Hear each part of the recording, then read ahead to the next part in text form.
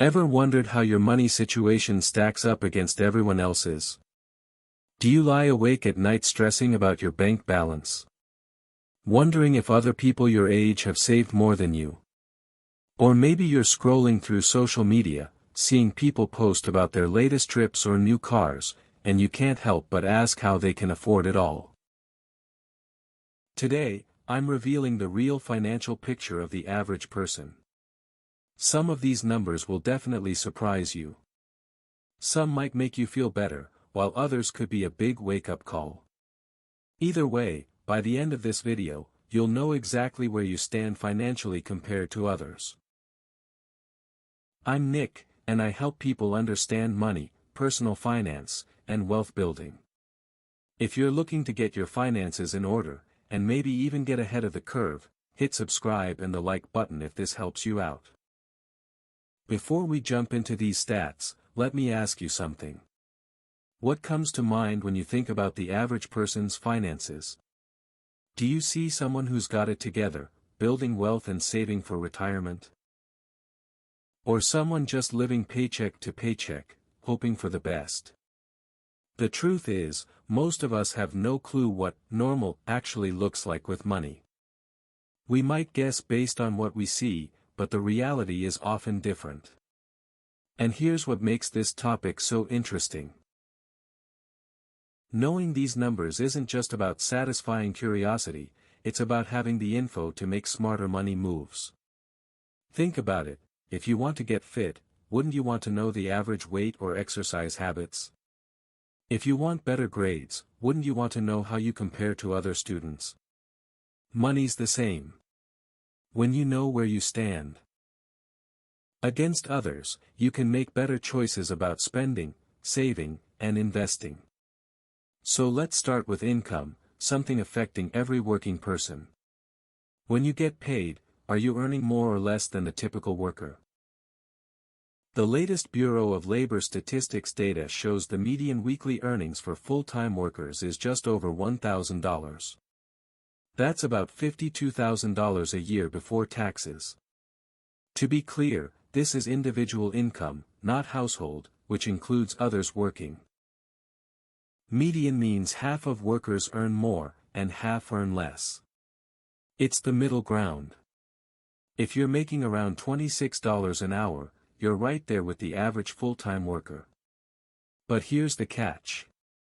That $52,000 is before taxes. After federal, state, Social Security, and Medicare, that number drops fast.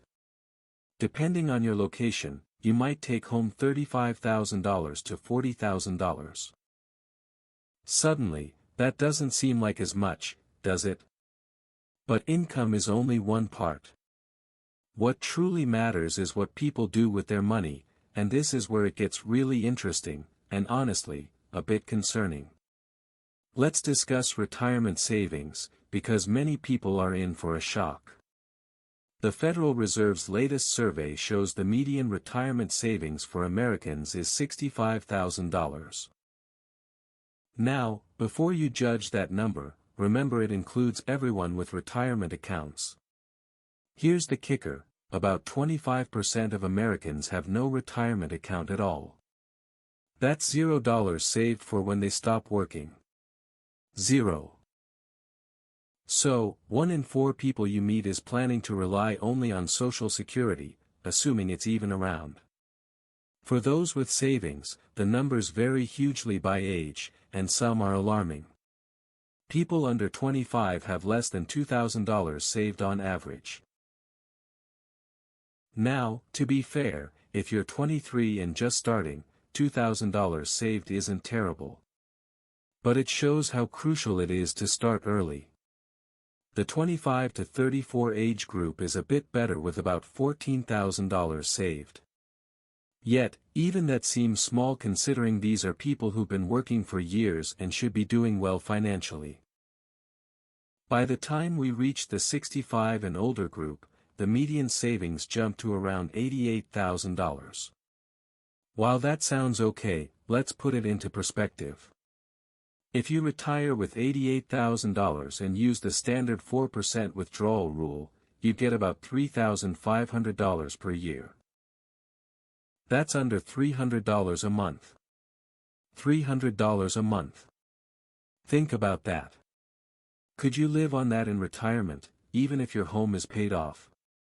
It might not cover groceries, utilities, healthcare, and everything else you need to survive.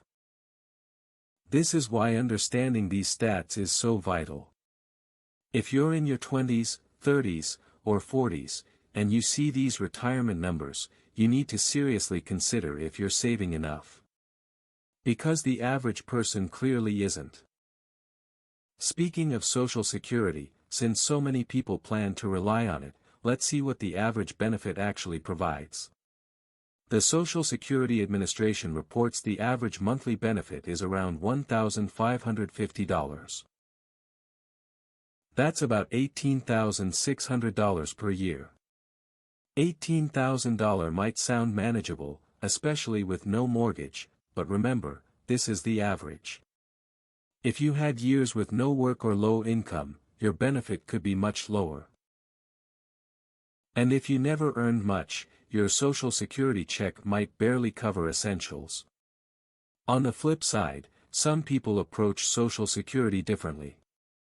They plan retirement assuming they'll get nothing from it, treating any payment as a bonus. This might seem overly cautious, but given the program's funding issues, it's a smart mindset. But let's switch gears to something affecting your daily life, spending. How much does the average household spend each month? The Bureau of Labor Statistics says American households spend about $5,577 monthly. Annually, that adds up to roughly $67,000 in total spending. Now, consider what this means. If the average household spends $67,000 a year, they need to earn at least that much to just break even. Over a year, that's around $67,000 spent. So, what does this actually mean? If the average household spends $67,000 yearly, they must earn at least that amount to break even. And remember, we're talking about take-home pay here, not gross income. So if you want any money left for savings, investments, or building wealth, you need to earn significantly more than $67,000 per year as a household. This spending breaks down into pretty predictable categories, but the amounts might surprise you. The biggest chunk goes to housing, which shouldn't shock anyone who's paid rent or a mortgage. The average household spends about $1,885 per month on housing costs. That includes rent or mortgage payments, property taxes, insurance, utilities, and maintenance. $1,885 a month on housing. That's over $22,000 a year just to keep a roof over your head. And if you're living in a major city, you're probably laughing at how low that number sounds. In places like San Francisco or New York, $1,800 might get you a closet with a window, if you're lucky. Food comes in as the second biggest expense, with the average household spending about $691 a month on groceries and dining out. That's over $8,000 a year just to keep everyone fed. And honestly, if you're spending less than $700 a month feeding your family, you're probably doing something right. Either that, or you've mastered the art of living on ramen noodles and peanut butter sandwiches. Transportation eats up another $913 a month, covering car payments, insurance, gas, maintenance, and public transportation. Nearly $11,000 a year just to get from point A to point B. And this is why some financial experts suggest that your housing and transportation costs combined shouldn't exceed 50% of your income. When you add up that $1,800 for housing and $900 for transportation, you're already at $2,700 a month. And we haven't even talked about anything else yet. Now let's dive into something that can make or break your financial future: credit scores. Most people know they should care about their credit score, but they might not know where they actually stand compared to everyone else. According to Experian, the average FICO score in America is 715, which is actually pretty solid. Credit scores range from 300 to 850, so 715 puts the average person in what's considered good credit territory. But here's what's interesting about this number. It means that a lot of people are doing at least some things right when it comes to managing their credit. They're generally paying their bills on time and keeping their debt levels reasonable. But don't let that 715 average fool you into thinking everyone has their credit situation figured out. There are still plenty of people walking around with scores in the 500s and 600s wondering why they can't get approved for decent interest rates on anything. Your credit score affects everything from your mortgage rate to your car loan terms, and even some employers check credit scores before hiring. The good news is that maintaining a decent credit score isn't rocket science. Pay your bills on time, don't max out your credit cards, and avoid opening new credit accounts every time you want to save 10% at the checkout counter. It's really that simple, but somehow a significant portion of the population still manages to mess it up. Speaking of credit, let's talk about the elephant in the room, credit card debt. This is where things get ugly fast. The average household is carrying over $9,000 in credit card debt. That's not a car loan or a mortgage where you're buying something that holds value. That's $9,000 spent on stuff that's probably sitting in closets, gathering dust, or already thrown away. What makes this even more painful are the interest rates on credit cards. We're talking 15%, 20%, sometimes 25% or higher. If you're paying 20% interest on $9,000 in credit card debt, you're throwing away $1,800 a year just in interest payments. That's money that could be going toward building wealth, but instead it's making credit card companies rich. Here's the thing that really gets me about credit card debt. Most of it comes from buying things people don't actually need. Sure, sometimes people use credit cards for emergencies or unexpected expenses, but let's be honest, a lot of that $9,000 went toward clothes, electronics, dinners out, online shopping sprees, and impulse purchases that seemed like a good idea at the time. The solution is pretty straightforward, even if it's not always easy to implement. Pay off your credit card balances in full every single month. If you can't afford to pay cash for something, don't put it on a credit card unless it's a genuine emergency. And if you're already carrying a balance, make paying it off your top financial priority even before you start investing for retirement. There's no point in earning 7% in the stock market if you're paying 20% on credit card debt. Now let's talk about net worth, which is probably the best single number for measuring your overall financial health. Net worth is simply what you own minus what you owe. Add up the value of your house, your cars, your bank accounts, your retirement accounts, and everything else you own.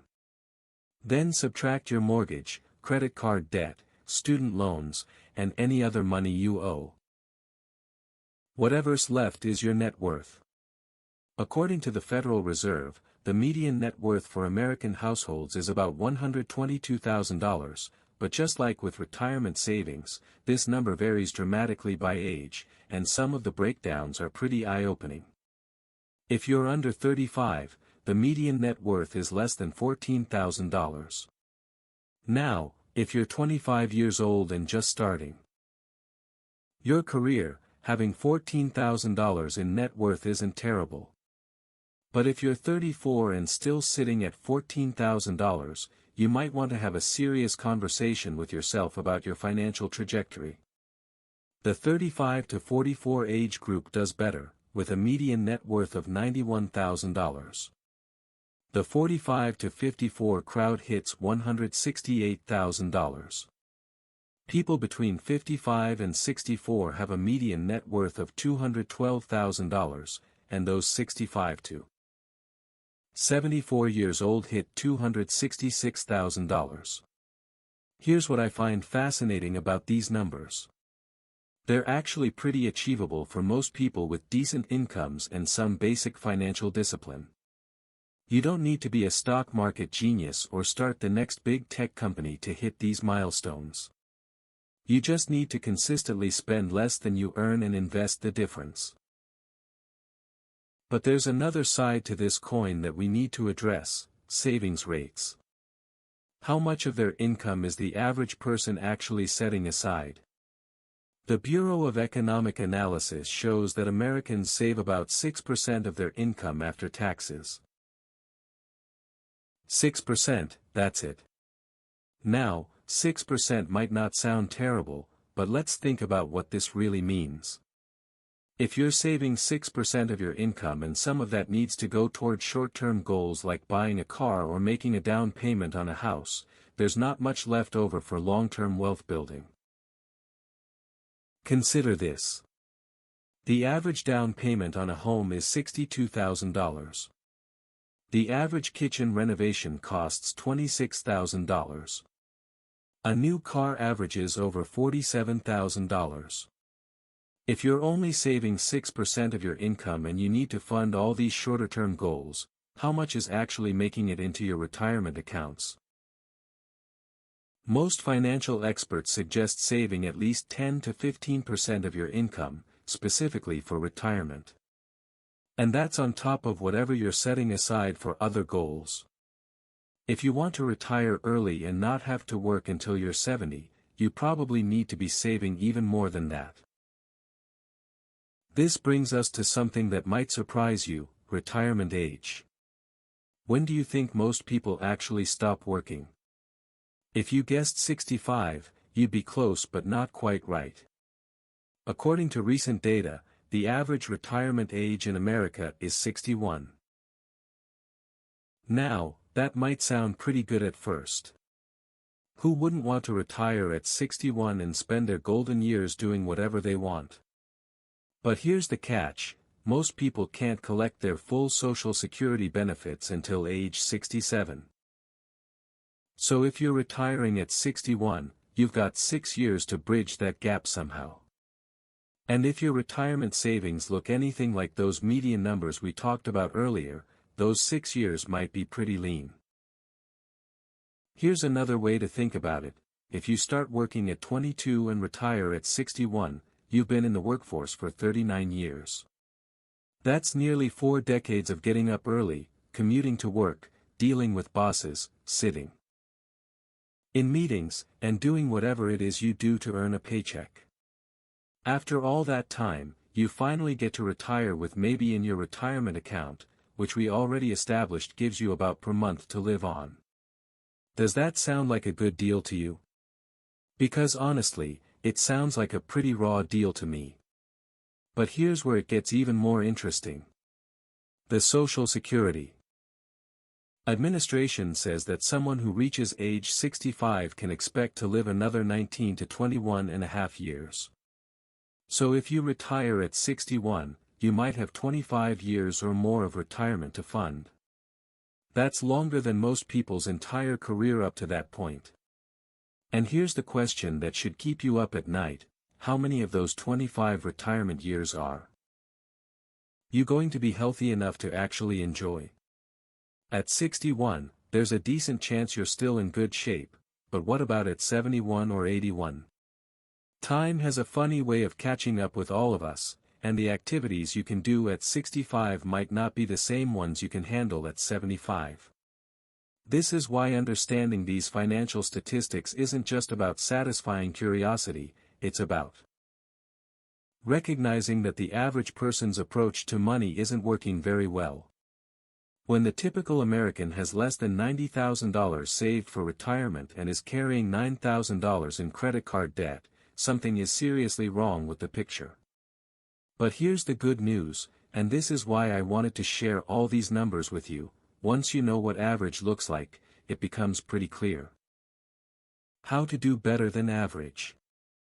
And doing better than average doesn't require some magical formula or secret knowledge that only wealthy people possess.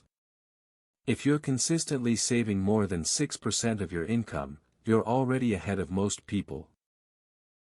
If you're avoiding credit card debt, you're way ahead of the game. If you understand what you're investing in and you're actually putting money into retirement accounts on a regular basis, you're lapping the competition. The reality is that most of these statistics are pretty achievable to beat with some basic financial discipline. You don't need to earn a six-figure salary or inherit money from a rich relative, you just need to be more intentional about your money than the average person, and frankly, that bar is set pretty low. Think about it this way, if the average household is spending $5,500 per month and you can figure out how to live comfortably on $4,500 per month, you've just freed up $12,000 per year for savings and investments. Do that consistently for a few decades and you'll be in a completely different financial league than most of your peers. The same principle applies to all of these statistics. Beat the average by a little bit in multiple areas and the compound effect over time becomes massive. Earn a bit more than $52,000 per year, save more than 6%, avoid credit card debt, and invest consistently in low-cost index funds, and you'll retire with significantly more than $88,000.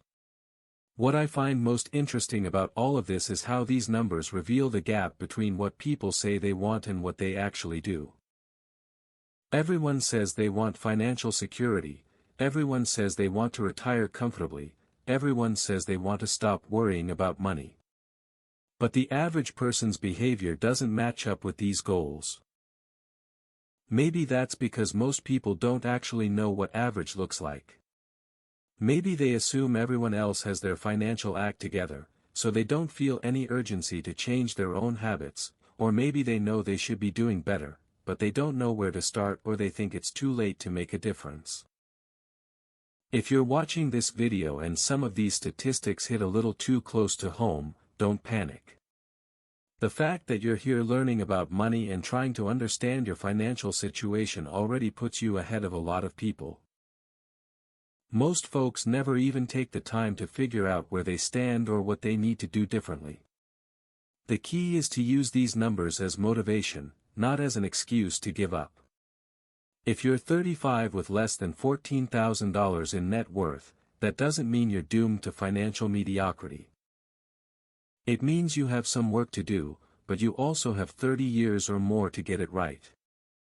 And if you're already doing better than these averages in some areas, don't let that success make you complacent.